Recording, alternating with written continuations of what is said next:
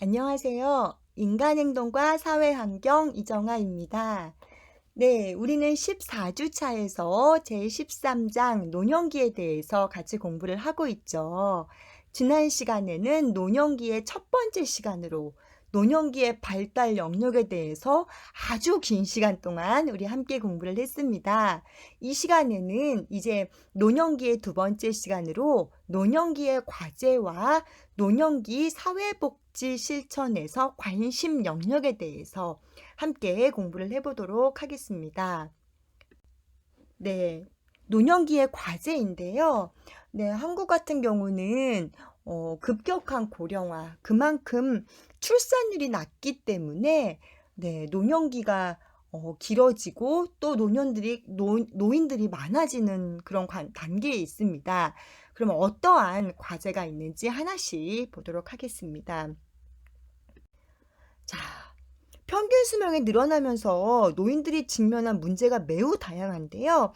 그 중에 이제 대표적일 게 바로 빈곤과 질병과 무위 및 고동 이런 문제라고 이야기를 합니다. 첫 번째 우리 빈곤에 대해서 한번 보도록 하겠습니다. 노인들이 가장 많이 언급하는 문제는 소득의 상실이라고 이야기를 하죠.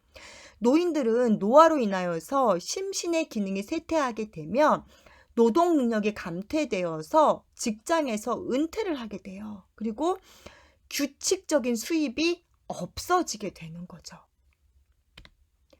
노인 단독 세대가 늘어나면서 여성 노인들의 수가 더 많은 상황을 감안할 때 여성 노인의 빈곤은 가장 심각한 문제로 대두되고 있다. 일하기를 원하는 노인들이 증가하면서 국가는 노인들에게 적합한 일자리를 찾아 연결해 주거나 새로운 일자리를 창출해야 하는 과제를 안고 있다. 자, 무슨 얘기냐면은 한국은 노인 빈곤 1위죠. 물론 그게 우리가 국민연금이 개시가 된 지 얼마 되지 않아서 그렇기 때문에 노인 빈곤율이 높아요. 공적 소득이 없어진 거죠. 하지만 그게 아니어도 보통 이제 그 복지가 잘 된 나라는 국가적으로 국가적으로 공적 소득이 있기 때문에 아무래도 그런 것들이 노인의 빈곤을 조금 도움을 주는데 지금 현재 한국 같은 경우는 노인의 빈곤을 해결해 줄 수 있는 방안들이 없다는 거예요. 그래서 보통 이제 많은 노인들이 소득이 단절된 상황에서 무엇을 하느냐? 박스를 줍죠. 노인 일자리가 있는 경우는 그나마 다행이에요. 그게 아닌 경우는 대부분 파지를 줍는데 제가 저희 동네에서 파지를 줍는 노인분과 같이 제가 고물상에 가서 물어봤더니 1kg에 40원. 한참 잘 나갔을 때는 1kg에 100원 이랬는데 하루 종일 주어도 3,000원, 4,000원을 넘게 주기가 어렵다는 거예요. 그렇게. 또한 이제 시설도 보면은 거의 80%가 여성 노인이에요. 여성은 남성과 달리 특유의 질병들이 있습니다. 예를 들면 자궁암, 유방암, 난소암 이런 것들은 남성에게는 없는 질병이죠. 물론 남성들도 고아암, 전립선암 이런 게 있습니다만 여성보다 그 빈도수가 발병률이 훨씬 낮아요. 또 여성들은 임신이라든가 출산 또 자녀 양육 때문에 직장을 다니다가 경력이 자꾸 단절되죠. 남성 노인들은 아이를 낳든 애가 학교를 가든 뭐하든 그냥 꾸준히 직장을 가요. 근데 여성 노인은 그게 아니다 보니까 국민연금에 수급률이 굉장히 낮다는 거예요. 국민연금을 받으려면 최소한 10년 이상 연금을 납입을 해야 되는데 여성들이 사회생활을 하면서 10년을 넣기가 힘이 들고 또 이게 국민연금도 의무화가 된 지가 얼마 안 됐기 때문에 현재 노인 세대는요. 국민연금도 넣지 못한 분도 꽤 많았다는 거예요. 넣다 해도 이게 국민연금이라는 것은 많은 금액을 넣는 것도 중요하지만 오래 넣는 게 중요하거든요. 남성분들은 보통 한 30세에 취직을 해서 60세까지 한 30년을 넣어요. 혹은 55세까지 20년 이상을 넣는데 여성분들은 10년을 넣기도 쉽지 않다는 거예요.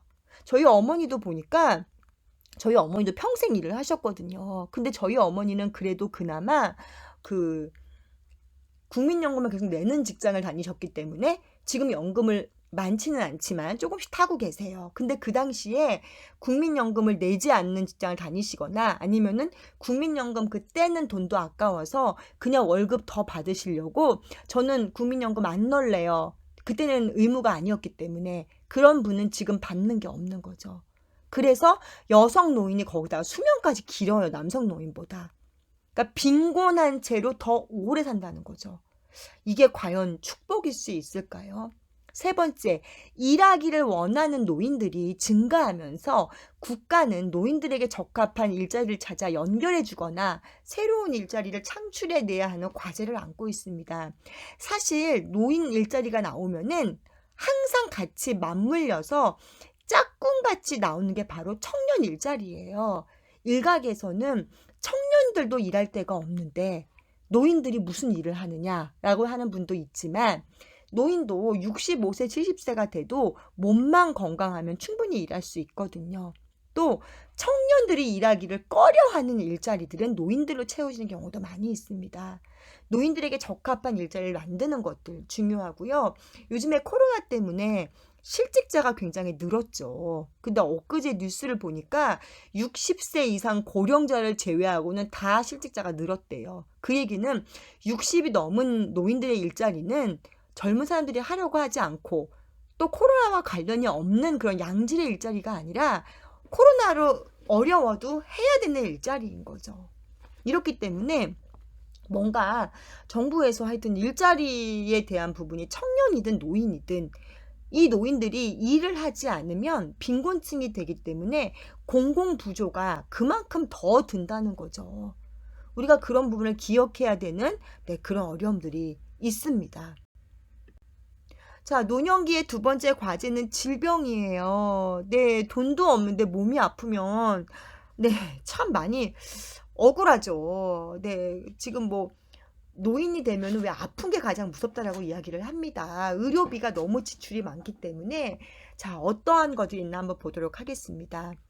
노인은 신체적, 정신적으로 매우 약해져가는 과정에 있는 사람으로 심신에 여러 질병이 출현할 가능성이 높습니다. 노인은 질병에 쉽게 걸릴 뿐만 아니라 만성적이어서 장기화되거나 다른 질병과 중복되어 나타나기 쉽습니다. 세 번째, 노인성 치매에 대한 문제가 심각하여서 정부에서도 초기에 치매를 진단하고 치료하는 데에 관심을 기울이고 있어요. 네 번째, 노인의 건강 문제는 노인 자신의 문제가 아닌 그들이 속한 가족에게도 커다란 고통을 안겨주게 됩니다. 우리 지금껏 노인의 신체 발달에 대해서 함께 공부를 했죠. 뼈가 약해지고 귀가 안 들리고 눈이 안 보이고 원근감도 안 되고 피부가 조절도 안 되고 또 상한 판단 능력도 낮아지기 때문에 사고의 위험이 굉장히 높죠. 거기다가 노인은 관절염, 당뇨, 무슨 뭐 고혈압 이렇게 만성 질병이에요. 하루 이틀 병원 가서 낫는 병이 아니라는 거예요. 지금부터 돌아가실 때까지 약을 계속 드셔야 돼요. 근데 문제는 뭐냐? 새로운 질병이 걸려서 그것도 문제지만 이 만성 질병이 악화가 돼서 아니면 이 만성 질병을 토대로 다른 질병이 나와서 이렇게 되는 경우가 많다는 거죠. 특히나 요즘같이 평균 수명이 연장됐을 때는 노인성 치매의 문제가 심각하다는 거예요. 그렇기 때문에 정부에서도 이것에 대한 어떤 지원이 필요하다는 거죠. 요즘에 이제 치매를 조기에 진단을 해서 빨리빨리 해결을 하는 것이 국가적으로도 내 손실을 예방하기 때문에 아무래도 치매 뭐 조기 검사 이런 것들을 지금 보건소에서 많이 하고 있어요. 치매는 진단을 받았다고 해서 금방 또 완치가 되거나 치료 가능한 게 아니에요. 다만 조기에 진단을 받고 무언가를 하게 되면은 그만큼 진행되는 속도를 늦출 수가 있다는 거죠. 노인의 건강 문제는 노인 자신의 문제가 아닙니다. 집안에 치매 노인이 있거나 아니면 치매가 아니어도 아픈 가족이 한 분이 계시면 온 가족의 다 분위기가 침체가 되잖아요. 그만큼 또 이런 노인이 많게 되면은 국가적으로 사회보장비의 지출이 많다는 거죠. 그럼 결국은 보험료가 다 올라가는 거거든요. 보험료는 결국 n분의 1 하는 거기 때문에 우리 사회 구성원들이 얼만큼 많은 병원을 갔냐. 지금 한국에 있는 의료보장비 지출 가운데 한번 여러분들도 보세요. 1년에 병원 몇 번 가시나. 대부분 노인들은 3개, 4개 이상의 만성질환을 가지고 있다고 하죠. 고혈압, 당뇨, 관절염은 거의 다 가지고 계세요. 남자분들은 전립선 비대까지도 이렇게 가지고 계시기 때문에 이런 분들 같은 경우는 계속 병원에 다니시면서 약을 드시게 되거든요.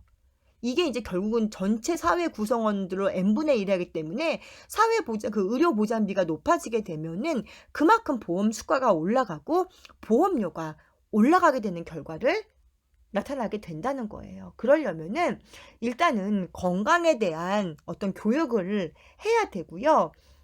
전체 인구의 상병률, 병이 발생하는 것보다 60세 이상 노인의 상병률이 거의 2배라고 이야기를 합니다. 그렇기 때문에 건강한 노인이 건강할 때 건강을 유지할 수 있는 방법들을 찾고 홍보하고 교육해서 미리 예방하는 과정이 필요하고요. 또 영양 섭취라든가 이런 거에 대한 교육, 그리고 이미 질병이 발병했다면 그것을 조기에 치료하고 진단할 수 있는 과정들이 필요합니다. 자, 노년기의 과제, 무의와 고독입니다. 네, 어떤 건지 한번 보도록 할게요. 노인들은 의료의 발달과 생활 수준의 향상으로 평균 수명이 연장되었죠. 긴 노년의 기간을 갖는 데 반해서 정년퇴직 제도에 의해 가정과 사회에서 일정한 책임과 업무가 주어지지 않고 오히려 주류의 사회에서 소외되고 있다. 노인의 사회적인 역할 상실로 인하여 고독하고 할 일이 없는 노인으로 전락하게 된다. 노인은 빠르게 변화하는 사회에 적응하려는 노력을 기울여야 하고 사회에서는 노인에 대한 잘못된 고정관념이나 편견을 벗어나 이들을 사회 구성원으로 함께 삶을 영위할 수 있는 방안을 모색해야 된다. 자, 무슨 얘기냐면은 이제 과거에는 60세까지 일을 하고 보통 한 10년 이렇게 살다가 돌아가셨는데 이제는 의료와 보건이 발달하고 생활 수준이 향상되어서 점점 몸에 좋은 거 드시고 또 건강 관리를 하면서 또 빨리빨리 질병도 발견하고 치료를 하면서 평균 수명이 연장되었어요. 그런데 이제는 60세까지 일하는 분 거의 없죠. 55세? 45세 사후정, 45세 정년, 50세, 이태백, 20대 태반이 백수. 이렇게 직장에서 과거보다 더 빨리 은퇴를 종용당하는 그런 사회가 된 거예요. 그러다 보니까 직장을 지금 돈도 돈이지만 직장을 다니던 사람이 갑자기 직장을 하루아침에 잃고서 재취업을 하려고 해도 50세, 60세 그 애매한 나이에 받아주는 곳이 없다는 거죠. 그러다 보니까 역할 상실이 일어나는 거예요. 정년까지 가지도 정년에 갔어도 60이면 젊은 나이인데 거의 50대에 퇴직을 하고 나서 갈 데가 없는 거예요. 그러니까 자신의 역할이 아무것도 없는 거죠. 오히려 그게 소외되고 있는 거죠. 여러분들 내가 할 일이 없고 그냥 그러면 되게 편할 것 같죠. 쉬는 것도 하루 이틀이죠. 뭔가 내가 이 사회의 구성원으로서 할 일이 있고 또 그로 인해 소득이 창출되고 이래야 되는데 그게 없다 보니까 사회적인 역할 상실로 인하여 고독하고 할 일이 없는 노인으로 전락하게 되는 거죠. 세금만 축낸다. 요즘 틀딱충? 틀니를 딱딱거리는 노인이다. 이렇게 굉장히 사회에서 혐오스러운 존재로 전락을 하게 되는 거예요. 저 노인 때문에 내가 세금을 더 많이 낸다. 이런 식으로. 그리고 역할 상실이 없다 보니까 그래도 직장을 다닐 때는 직장 동료와의 만남 혹은 거래처와의 만남 또 출퇴근을 하기 위해 씻고 여자분들은 화장을 하고 남자분들은 화장까지는 아니지만 머리를 감고 말끔하게 옷을 입고 나가고 이러면서 뭔가 활기가 넘치는데 직장을 상실하게 되면 밖에 나갈 일이 없겠죠. 할 일이 없는 거예요. 그러다 보니까 빠르게 변화하는 사회를 잘 모르는 거죠. 이제 고독하다 보니까 그냥 되게 시간이 많아지고 혼자만의 생각에 고립되어 있는 거. 네. 그래서 노인에 대한 잘못된 고정관념이나 편견을 벗어나면서 노인들은 지금껏 젊었을 때에 자신의 삶을 우리 사회에 다 바치신 분들이거든요. 우리가 그 부분들을 분명히 인식하고 알아야 된다는 거예요. 그 노인들이 세금을 축내는 그런 어떤 쓸모없는 존재가 아니라 우리 사회를 지금까지 청춘을 바쳐서 일으켜왔던 그런 분들이고, 그것들을 우리가 바톤 터치해서 물려받아서 이제는 우리가 그 역할을 대신 해야 된다는 것들. 사회적인 연륜이라던가 지혜라던가 그런 것을 가지고 계신 분으로 우리는 인식해야 된다는 거예요. 하지만 우리의 인식도 중요하지만 노인도 문제인 거죠. 빠르게 변화하는 사회에 적응하려는 노력을 기울여야 되는 거죠. 뭐 예를 들면은 지하철에서 학생들이 자리를 양보해 주는 거를 당연하게 여기시는 노인들 많잖아요. 완전 노인도 아니야. 막 80대, 90대면은 그냥 그러려니 하겠는데 60, 70대 건강 관리 그래도 괜찮게 하신 분들, 특히 여성분들이 자리를 보면은 굉장히 막 앉으시려고 하고, 특히나 이렇게 대학생 여러분들 같은 분들 앞에 꼭 서 계시죠. 그러면 여러분들이 양보를 해주면 그거를 당연하게 받아들이면 안 된다는 거예요. 사실 60, 70대도 건강관리만 잘했으면 충분히 서서 가실 수 있거든요. 그리고 또 특히나 여러분 같은 대학생들은 가방도 무겁고 막 이런데 그냥 당연하게 앉아 계신 분도 계세요. 심지어 저는 어떤 분도 봤냐면 뭐 어떤 손님이 내리는데 그 앞에 어떤 대학생이 서 있었어요. 그리고 사람이 많아서 그 뒤에 노인이 계셨는데, 노인도 완전 노인도 아니고 뭐 한 65세? 이렇게 초기 노인이었는데 딱 자리가 비는데 그분이 자기 친구한테 너 여기 앉으라고 양보를 하는 거예요. 그 앞에 대학생이 서 있었는데 왜 자기가 양보를 하죠, 그거를? 왜 본인이 앉아라 말아를 얘기를 할까요? 이런 걸 봤을 때 우린 참 아우 주책이더라고 느끼는데, 그렇게 노인이 되면은 상황 판단도 안 되고 자신이 지금 주책 맞은 행동을 하는 줄도 모른다는 거죠. 이게 바로 노인의 특징인 거예요. 염치가 없어진다고 이야기를 하죠. 그러니까 이런 것들이 젊은 사람들에게 뭐 틀딱충이니 응? 노인충이니 뭐 이렇게 자꾸 세금을 축내니 막 이런 비난을 받을 만한 행동을 하지 않도록 노인 스스로가 사회의 분위기를 잘 봐야 된다는 거죠. 사회 구성원으로 함께 살아가는 것은 우리가 노인을 존중하는 게 물론 우선이 돼야겠지만, 노인 스스로도 대우만 받으려고 하는 게 아니라 빨리 변화하는 사회에서 노인인 나를 바라보는 시각이 어떤지에 대해서도 알아야 된다는 거죠. 노년기 사회복지 실천에서의 관심 영역입니다. 네, 참 어려운 부분이에요. 하지만 네, 또 어떤 것들이 있는지에 대해서 함께 보도록 하겠습니다. 첫 번째, 심리 체계 측면에서의 네, 사회복지 실천이에요.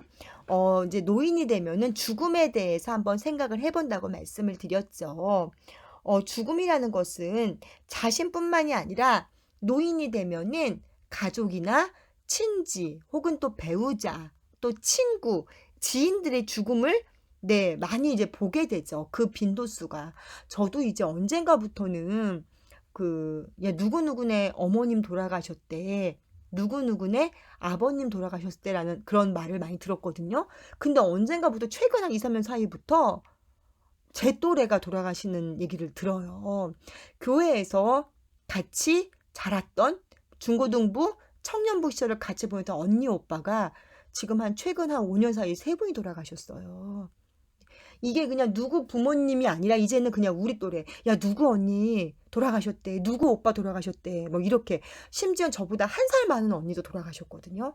지금 벌써 한 3, 4년 됐는데 이렇게 사람이 누구의 부모님이 돌아가신 것도 슬프지만 내 또래가 죽게 되면은 생각이 많아지거든요. 근데 노인이 되면은 그 빈도수가, 저는 지금 최근 5년 동안 3명이 하늘나라 갔다고 이야기를 했는데, 노인이 되면은 이 죽음에 대한 그 소식을 듣는 빈도가 높아지겠죠. 근데 방금도 말씀을 드렸지만 누구의 부모님이 죽은 것보다 내 또래인 그 본인이 죽은 게 몇 날 며칠 잠을 못 자겠고 더 받아들이기가 힘들더라고요. 개인의 죽음은 다양한 정서적 반응과 예측할 수 없는 반응을 보일 수 있으므로 죽음의 과정에서 원조하는 전문가는 광범위한 개인차를 인식하고 죽음을 수용하는 단계로 나아가 편안하고 준비된 죽음을 맞을 수 있도록 도와야 된다는 겁니다. 저처럼 그냥 그 죽음을 보면 어머 누구 오빠가 죽었어. 어머 웬일이야. 이제 나도 슬슬 내 주변에 죽을 때가 됐네. 이러면서 몇 날 며칠을 잠을 못 주무시는 분이 있는가 하면 또 누구는 어차피 때가 되면 다 가는 건데 뭐 이런 분도 계시다는 거예요. 그러니까 개인 차이에 맞게 그거를 받아들일 수 있게 도와주는 게 필요하죠. 두 번째는 자아통합과 죽음입니다. 자신이 과거 사건을 재구조하는 어떤 과정에서 인생 회상을 하게 되는 거죠. 과거의 경험으로 점진적으로 되돌아감으로써 과거의 왜곡된 경험을 해결하고 통합할 수 있다라고 합니다. 그리고 마지막 발달 과업인 자아통합 대 절망감의 위기를 해결하는 거.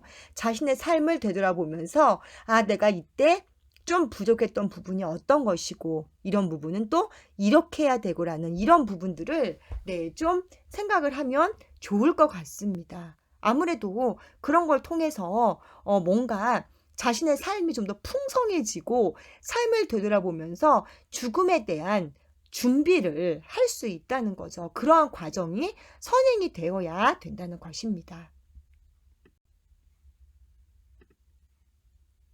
심리 사회적 측면, 사회복지 실천 세 번째는 호스피스예요.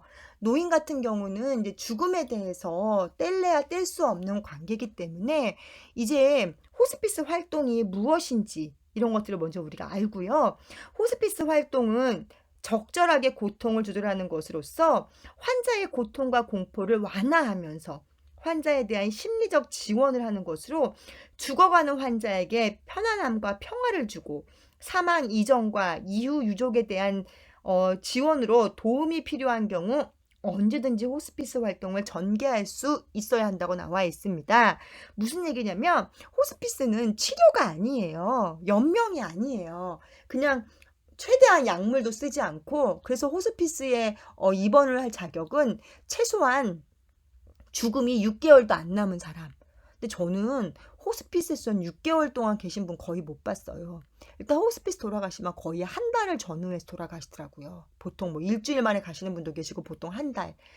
6개월까지 남았을 때는 아직까지 본인들이 자신의 증상에 대한 희망을 갖거든요. 그리고 6개월 때는 거의 뭐 6개월이 뭐야 한두 달 남았을 때도 거의 이제 거동하시다가 이제 막 거동도 힘들고 음식도 드시지 못하고 이제 이럴 때 거의 호스피스를 가시거든요. 그런데 이 호스피스를 언제든지 원하면 갈 수 있게 이런 게 지원이 돼야 된다는 거죠.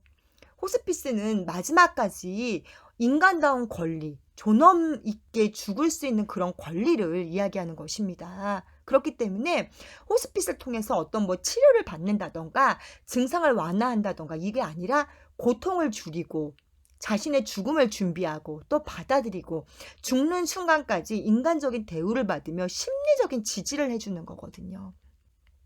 네 번째로는 그 밖의 원조예요.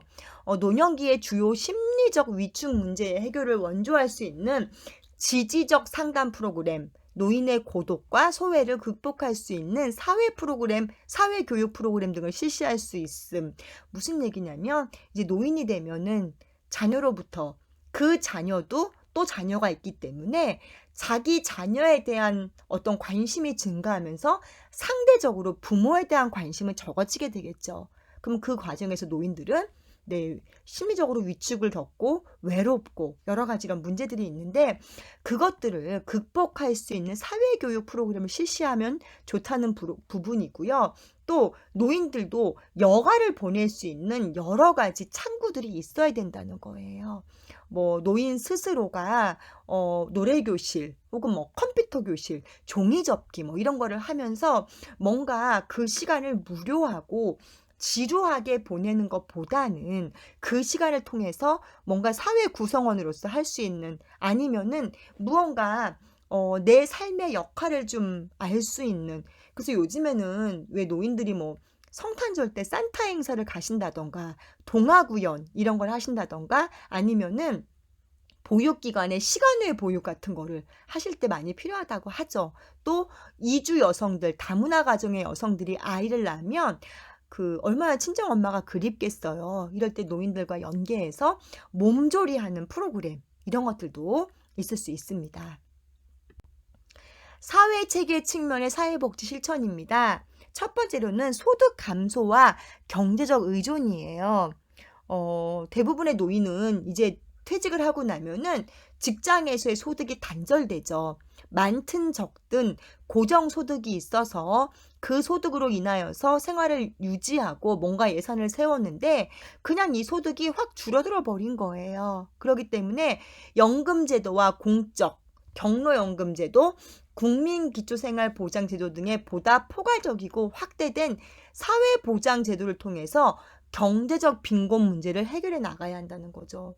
사람이 그래도 뭐니 해도 좀 기본적인 생활이 유지가 돼야지 삶이 즐거운데 정말 내가 먹을 것부터 시작해서 기본적인 삶의 유지가 안 된다면 그 삶이 더 우울해지겠죠. 두 번째는 건강 약화와 보호 문제입니다.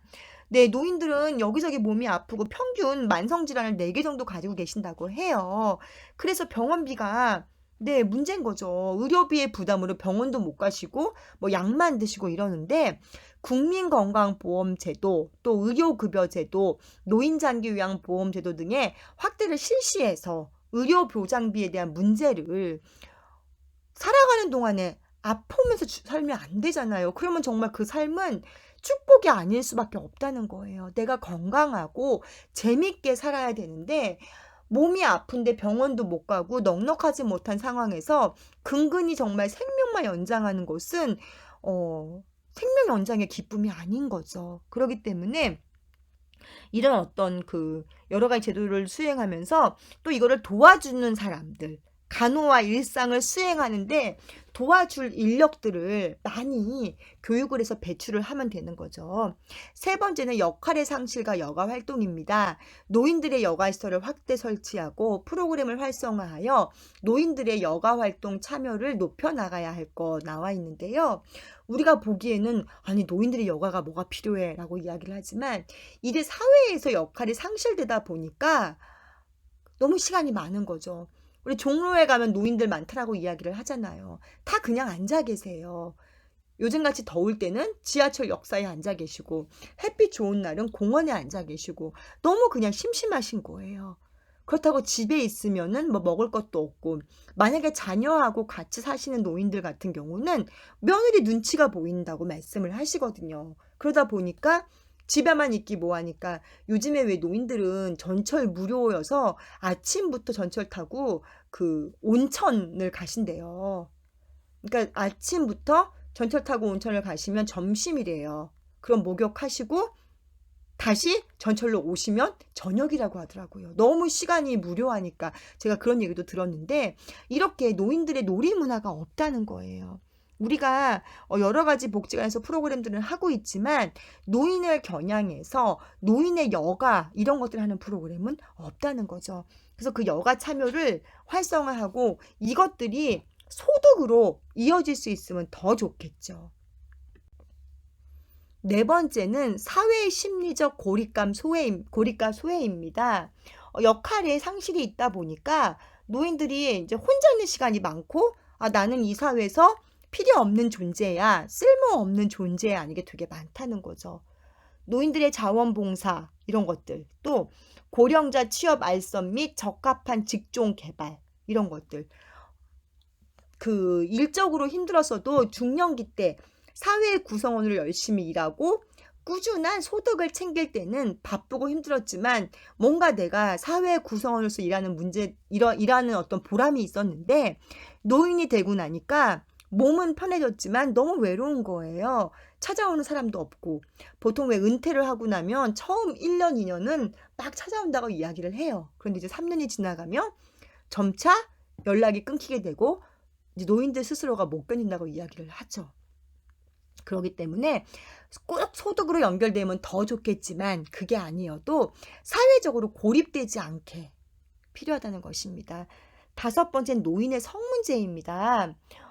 많은 젊은 사람들이 노인이 되면 성욕이 없고 성생활을 하지 않는다고 이야기를 하는데요. 노인의 성에 대한 무지와 편견, 이게 많다는 거예요. 뭘 노인이 성욕을 느껴, 뭐 성생활을 하고 싶어요. 망측스러워. 이런 시각들을 바꿔야 된다는 거죠. 사회 복지적 측면에서의 대책으로 성에 대한 올바른 정보 제공, 재혼을 위한 상담 사업 및 프로그램 제공, 노인의 성에 대한 전문 상담소나 성상담 전문가 육성을 제시하고 있다는 거죠. 실제로 저희 학교 동기가 이 노인 상담을 하는데요. 성 문제가 가장 많다는 거예요. 노인도 똑같이 성욕을 느끼고 있고 성행위를 하고 싶어 하고 실제로 한다는 거죠. 또 이렇게 사회적인 시각이 노인의 성을 되게 주책 맞은 것으로 보다 보니까 점점 이제 음지로 숨어서 바카스 아줌마가 그래서 얘기가 나온 거잖아요. 이렇게 성생활을 하고 싶은데 대상자가 없기 때문에 이런 것들. 마지막으로는 노인 학대입니다. 노인 보호를 위한 서비스 및 학대 예방을 위한 제도적 장치의 보완이 필요하며 노인 학대를 방지하기 위한 가족의 수발을 보충하고 지원할 수 있는 체계적인 서비스 체계의 정비가 필요하고 노인 부양에 관한 사회적 원조 체계 구축이 요구됨. 네, 노인을 기본적으로 쓸모없는 존재, 이렇게 여기다 보니까 노인 스스로도 눈치가 보이게 되고 우리 사회를 여기까지 이루어 놓으신 감사한 분, 기여도가 크신 분, 이 개념이 아니라는 거예요. 그래서 우리가 이런 부분에 대해서 뭔가 사회적인 지원 체계와 교육이 필요하다는 거죠. 또한 노인 학대가 단순히 때리고 꼬집고 이것이 학대가 아니라 방임도 학대고요. 유기도 학대입니다. 가만히 내버려 두는 것도 학대라고요. 또 언어적인 학대. 아유, 노인 내가 뭘 알아. 뭐 이런 말들. 우리가 그냥 아무렇지도 않게 하는 거지만 이게 학대가 될 수 있다는 것입니다. 이렇게 해서 인행사의 전 과정이 끝났습니다. 네, 이번 학기는 여러분도 저도 또 국가적으로도 굉장히 힘든 학기였죠. 그래서 이렇게 비대면 수업으로 사이버상으로 수업을 하다 보니까 어찌 보면은 전달되는 내용에서 여러 가지 어려움도 있었던 것 같습니다. 여러분 너그럽게 이해해 주시고 14주차까지 전주차 성실하게 수강해 주신 거 감사드리고요. 네, 기말 과제까지 잘 마무리하시고 우리 다음 학기에는 기쁨으로 얼굴 보고 대면 수업으로 꼭 진행할 수 있기를 소망하겠습니다. 여러분 너무 긴 시간 동안 수고 많으셨고요. 무더운 여름 잘 건강 이겨내시고 2학기 때 반갑게 만나 뵙기를 소망하겠습니다. 저는 인행사의 이정화였습니다. 감사합니다.